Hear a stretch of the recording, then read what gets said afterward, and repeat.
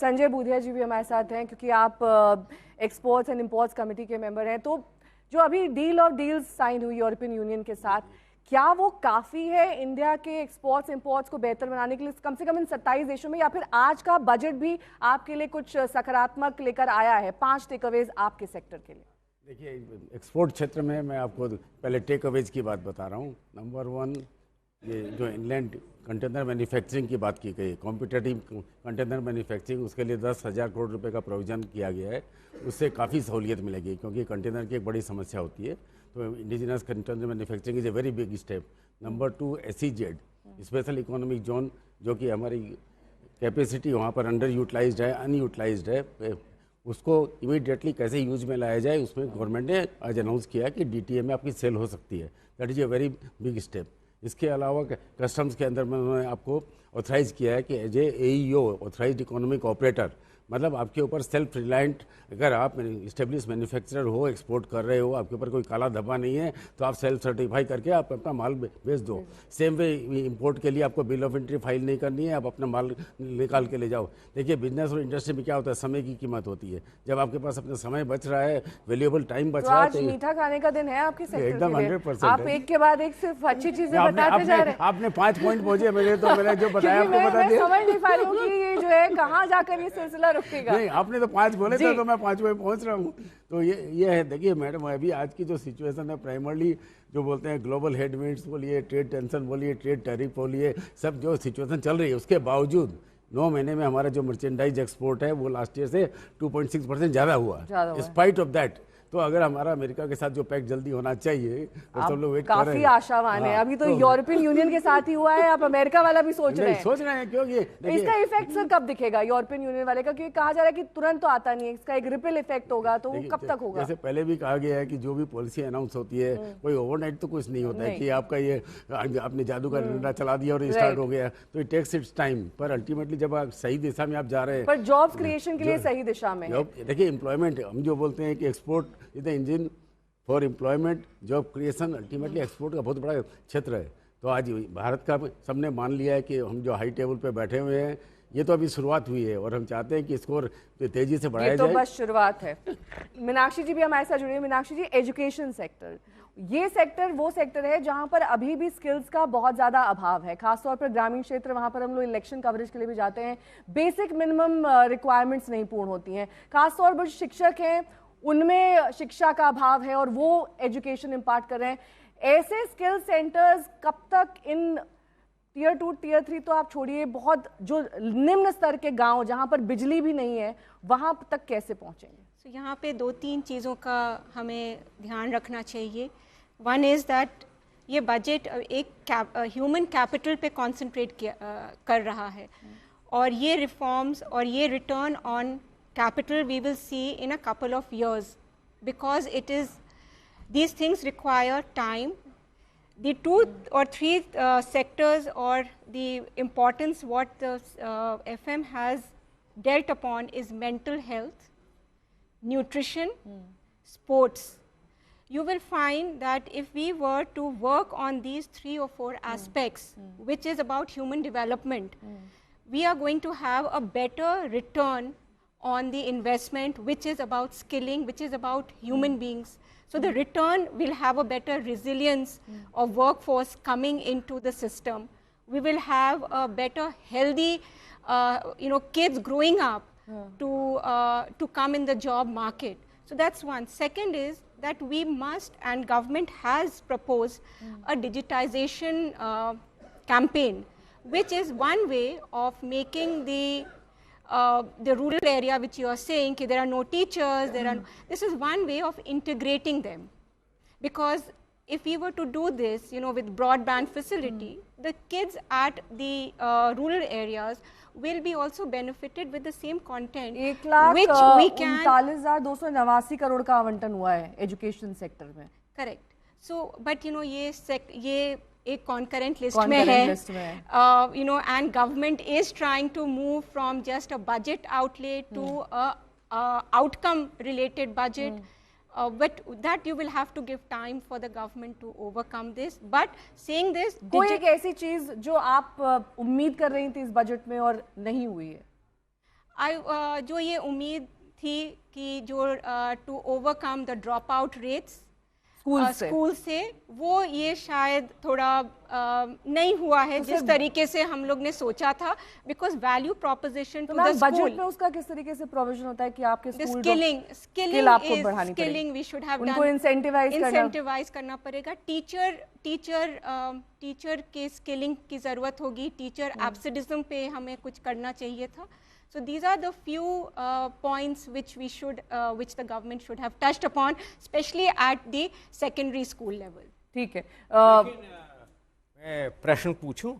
बिल्कुल बिल्कुल। कि ये जैसा आपने कहा कि, और ये खुद स्वयं कह रही थी कि ये कंकरेंट लिस्ट में है एजुकेशन, इसमें केवल सर्व से शिक्षा अभियान जो अब जिसे दूसरे अनुरूप में कर दिया गया है, उसमें सर्व से शिक्षा अभियान केंद्र द्वारा होती है, लेकिन ये जो आप कह रही हैं ये राज्यों का कर्तव्य है।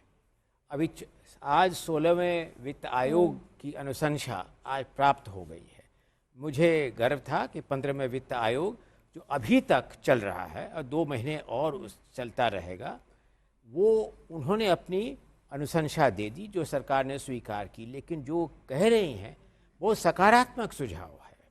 लेकिन ये राज्यों का उत्तरदायित्व है और केंद्र का उत्तरदायित्व नहीं है, लेकिन केंद्र प्रोत्साहित कर सकती है राज्यों को कि इस कार्यक्रम में वो कदम उठाएं। और टॉप 3 सेक्टर्स जिसमें बजट एलोकेशन हुआ है, गौरव वल्लभ जी से मेरा सवाल है, ट्रांसपोर्ट, डिफेंस, रूरल डेवलपमेंट। यानी कि ट्रांसपोर्ट रोजगार सृजन, transport high speed railway network बन रहे हैं। अब रेलवे नेटवर्क बनेगा तो रिफॉर्म एक्सप्रेस पहले ब्रॉड गेज पे थी, अब reform express high speed rail network पे आ गई, तो ये 7 नए हाई स्पीड रेल नेटवर्क बने। ट्रांसपोर्ट डिफेंस भी लगभग 6 लाख करोड़ का एलोकेशन जो हुआ है, 5.95 लाख करोड़ रुपीस का। और तीसरा रूरल डेवलपमेंट और चौथा होम अफेयर्स। रूरल डेवलपमेंट पूरा पिरामिड है यहाँ पर, जिसमें सबसे नीचे पायदान पर है डेवलपमेंट ऑफ नॉर्थ ईस्ट। लंबे वक्त से कहा जा रहा था कि उधर जो है थोड़ा सा फोकस कहीं ना कहीं सरकार का कम रहता है, और आपकी सरकार हमेशा निशाने पर भी रहती है। अब बनारस से Siliguri high speed rail network बनेगा तो उसका बजट ट्रांसपोर्ट में है, इसमें नहीं है, पर उसका फायदा तो नॉर्थ ईस्ट को होगा ना। सर आप उधर कुछ करके हैं, फिर बता देते हैं कि नॉर्थ ईस्ट। मैं आपको बोल रहा हूँ ना, अब मान लो एक कॉरिडोर बना नॉर्थ ईस्ट से लेके सूरत तक, तो उसका फायदा वो उस नॉर्थ ईस्ट वाले बजट में नहीं आएगा। तो आप इन बजट्स के नंबर्स का इस तरह कंपैरिजन नहीं कर सकते कि साहब इसको कुछ नहीं मिला।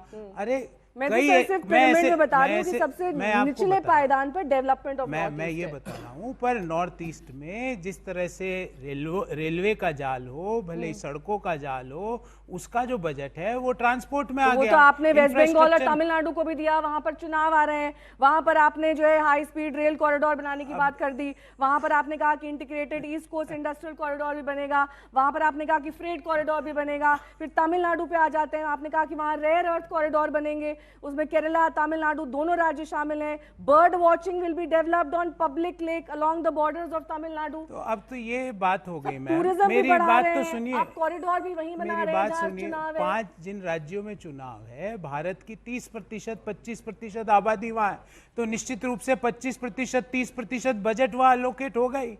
ये इस तरह का चश्मे से बजट को देखना, फिर तो हम कहते हैं कि भाई 1 नेशन 1 इलेक्शन पे आओ, तो इसीलिए तो 1 नेशन 1 इलेक्शन की बात होती है। अब कुछ भी मान लो जब होगा तब होगा सर, लेकिन अभी तो आपने फोकस सुनी। अब 2024 में भी आपने यही किया था, आपने उस टाइम बिहार और जो है आंध्र प्रदेश को फोकस। भाई सूरत में कौन से चुनाव है, राजस्थान में कहाँ चुनाव, वहां पे रेल नेटवर्क बन रहा है, बंबई में कौन से चुनाव है, हैदराबाद में कौन से चुनाव है। नेटवर्क भी तो पॉइंट टू पॉइंट जाएगा ना, सिर्फ एक ही राज्य तक पूना से हैदराबाद चल रहा है, तो दोनों ही राज्यों में चुनाव नहीं। इसका मुझे लगता है ये बड़ा संकुचित चश्मा, इस चश्मे को उतार देना चाहिए। सीआईए के प्रेसिडेंट राजीव मेवानी जी भी हमारे साथ, बहुत बहुत स्वागत सर आपका। लेकिन देर आए दुरुस्त आए, मैं आपसे यही जानना चाहूंगी, अब तक बहुत सारा डिस्कशन हो चुका है, 5 टेक अवे या सकारात्मक पॉइंट्स जो आपको आज के बजट में नजर आते हैं, क्योंकि कम से कम इसे पॉपुलिस्ट बजट तो नहीं कहा जा सकता है, किसी लिहाज से इसे रेफॉर्मेटिव बजट यानी रिफॉर्म्स वाला बजट कह सकते हैं। हाँ, रिफॉर्म्स का बजट कह सकते हैं, पर रिफॉर्म्स एक अब कंटिन्यूअस प्रक्रिया हो गई है, तो वो बजट के लिए नहीं वेट कर रही है। काफ़ी सारे रिफॉर्म्स, चाहे वो जीएसटी का रिफॉर्म हुआ, चाहे वो लेबर का रिफॉर्म हुआ, और आगे आगे भी जैसे इलेक्ट्रिसिटी में हो रहा है, वो सिर्फ बजट के लिए नहीं इंतज़ार कर रहे हैं, वो करते रहेंगे, बट एक इंटेंट और पॉलिसी डायरेक्शन जो है वो बहुत क्लियर है। तो आप अगर 5 चीज़ें बोलें, एक जो सबसे पहले है, जो फिस्कल डिसिप्लिन जो गवर्नमेंट मेंटेन कर रही है वो बहुत अच्छा है। लास्ट ईयर हम लोग का जो टैक्स कलेक्शन था वो 1.5 लाख करोड़ से कम हुआ, पर उसके बावजूद गवर्नमेंट को जहाँ काटना था, छाटना था, जो भी कर उन्होंने फिस्कल डिसिप्लिन मेंटेन मेरे किया। ख्याल से न्यू टैक्स रिजीम के आने से और वो बेहतर हो जाएगा। हाँ नहीं, न्यू टैक्स रजीम का टैक्स से फ़र्क नहीं पड़ेगा, और अगले साल का भी जो उन्होंने प्रोजेक्शन किया है वो अगर आप देखें, उन्होंने 8% का टैक्स ग्रोथ लिया है, जिसमें जीएसटी में उन्होंने नेगेटिव ग्रोथ का एजम्पशन किया है। तो अगले साल का भी उन्होंने जो टैक्स प्रोजेक्शन किया है वो काफ़ी कंजर्वेटिव है। तो एक सबसे अच्छा मेरे को ये लगा कि एक तो मैक्रो इकोनॉमिक डिसिप्लिन बड़ा अच्छा है। सेकेंड ये है कि जो स्ट्रक्चरल रिफॉर्म्स हैं उसकी प्रक्रिया चलती जा रही है, तो मैन्युफैक्चरिंग में जो फोकस है जो उन्होंने किया है वो बहुत अच्छा है। तीसरा, इंफ्रास्ट्रक्चर में अगर आप देखें, खासकर मैं पहले एमएसएमईज पे आऊँगा, जो फंड क्रिएट किया है 10,000 करोड़ का, एमएसएमईज के पास आजकल रिस्क कैपिटल नहीं है, पब्लिक मार्केट से वो लोग रेज नहीं कर सकते, डेवलपमेंटल फाइनेंशियल इंस्टीट्यूशन है नहीं, तो वो अगर बढ़ना भी चाहते हैं उनके पास रिस्क कैपिटल नहीं है, और क्रेडिट की भी प्रॉब्लम है। तो वो गवर्नमेंट, मैंने सवाल इनसे किया था कि क्रेडिट की प्रॉब्लम है, उसका कोई अभी तक सोल्यूशन नहीं, उन्होंने ट्रेड्स के थ्रू जो पूरा लिंकेज किया है, टैक्स, सर उनका टैक्स ही तो सिंप्लीफाई करना नहीं, था। जो ट्रेड्स का जो प्लेटफॉर्म है जिससे एमएसएमईज की फाइनेंसिंग होती है, वो उन्होंने पूरा गवर्नमेंट की बोरोइंग से लिंक कर दिया, उसकी क्रेडिट अलाउ कर दिया। तो जितना गवर्नमेंट कर सकती है, देखिए गवर्नमेंट के पास ये तो है नहीं कि लाखों करोड़ रुपए बांटने को है, तो जितने से पहले सबसे पहले फंड क्रिएट किया 10,000 करोड़ का, उससे इक्विटी बहुत सपोर्ट मिलेगा। फिर उन्होंने क्रेडिट के लिए अलग एलोकेशन किया, क्रेडिट का सिस्टम किया, तो मेरे हिसाब से वो बहुत अच्छा है। तीसरा, कई सारे ऐसे नए सेक्टर्स हैं जो उन्होंने खोले हैं बिना ज़्यादा पैसा खर्च किए। न्यूक्लियर पावर जैसे उसको इनकरेज करना था, उसकी ड्यूटी हटा दी। डेटा सेंटर्स जो उनको इनकरेज करना था, वहाँ पे उन्होंने जो एक्सपोर्ट है डेटा सेंटर की सर्विसेज का, उसमें से कस्टम्स ड्यूटी हटा दी। रेयर अर्थ में जो उनको करना था, जो सेंटर्स क्रिएट करने थे और जहाँ ड्यूटी एग्जेम्पशन देनी थी, वो उन्होंने दिया। एमआरओ को, जो एयरपोर्ट एमआरओ जो एयरलाइंस के लिए बहुत ज़रूरी है, वहाँ पे उनको जो बेनिफिट देना था, उन्होंने वहाँ कस्टम्स ड्यूटी हटा दी। जीसीसीज को बेनिफिट देना था, वहाँ जो एपीएस की जो उन्होंने सेफ हार्बर का नियम क्रिएट किया है, वो बहुत अच्छा है। तो इन सब चीज़ों में पैसा, इलेक्ट्रॉनिक्स मैन्युफैक्चरिंग को सबसे ज़्यादा फ़ायदा हुआ है। डिफेंस और इलेक्ट्रॉनिक्स मैन्युफैक्चरिंग को इस बजट में सबसे अच्छी एलोकेशन हुई है। 40,000 करोड़ का इलेक्ट्रॉनिक्स मैन्युफैक्चरिंग को है, डिफेंस का 15 से 20% ज़्यादा हुआ है। तो आप अगर इन सब चीज़ों को देखें तो गवर्नमेंट ने बड़े प्रूडेंटली रिफॉर्म करते हुए, और जहाँ जहाँ प्राइवेट सेक्टर को उनकी इन्वेस्टमेंट के लिए नज करना चाहिए, वहाँ वो प्राविधान बजट में किए हुए। ठीक है, कम से कम आज के जो पैनलिस्ट थे मेरे यहाँ पर, उन सबका एक बड़ा सकारात्मक सोच था। गौरव जी तो बहुत ही चौड़े सीने के साथ आज यहाँ से लौटने वाले, और क्योंकि मनरेगा का सर एक बार भी जिक्र भी नहीं हुआ, तो जिसके लिए कहा जा रहा था। जीराम जी का तो नाम अब आएगा ना आगे आने वाले बजट में, एलोकेशन बढ़ गई, 95,000 करोड़ रुपए का एलोकेशन हुआ है जीराम जी। ठीक है, उसके 1 मिनट समय दें।